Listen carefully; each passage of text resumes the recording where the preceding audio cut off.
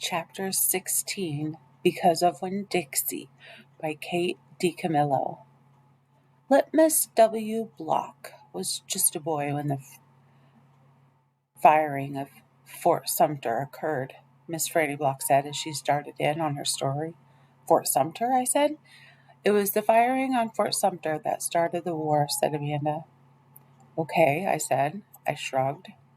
Well, Litmus was 14 years old. He was strong and big, but he was still just a boy.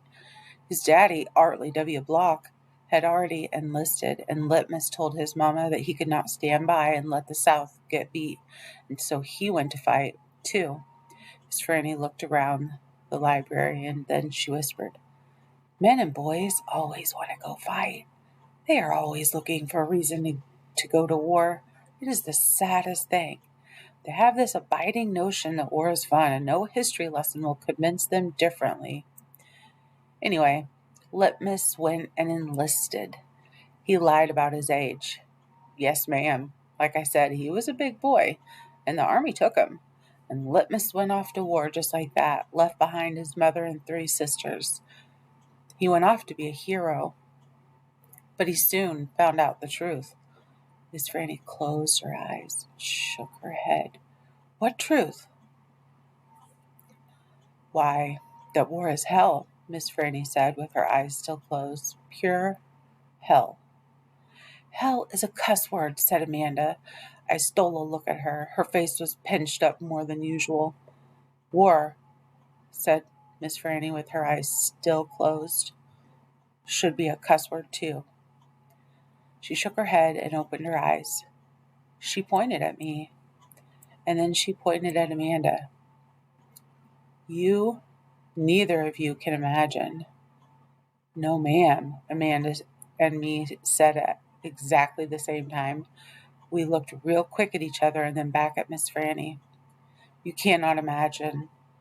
Litmus was hungry all the time, and he was covered with all the manner of vermin, fleas and lice, and in the winter, he was so cold he thought for sure he would freeze to death. And in the summer, why, there's nothing worse than war in the summertime. It stinks so. And the only thing that made Litmus forget that he was hungry and itchy and hot or cold was that he was getting shot at. And he got shot at quite a bit, and he was nothing more than a child. Did he get killed? I asked Miss Franny. Good grief, said Amanda. She rolled her eyes. Now, Opal, Miss Franny said, I wouldn't be standing in this room telling this story if he was killed. I wouldn't exist. No, ma'am.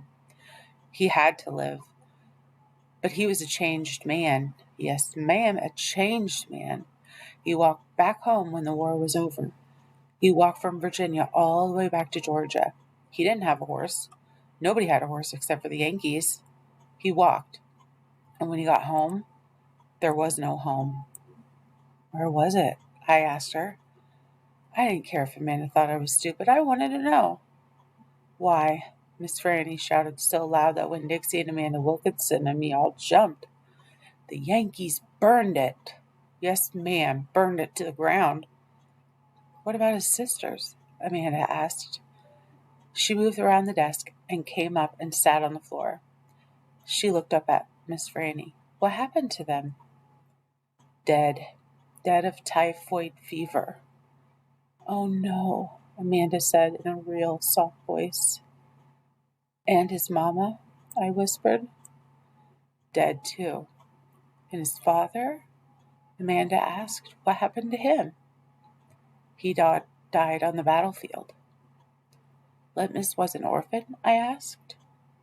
Yes, ma'am, said Miss Franny Block. Litmus was an orphan. This is a sad story, I told Miss Franny. It sure is, said Amanda. I was amazed that she was agreeing with me about something. I'm not done yet, Miss Franny said. Winn-Dixie started to snore, and I nudged him with my foot to try to make him quit. I wanted to hear the rest of the story. It was important to me to hear how Litmus survived after losing everything he loved.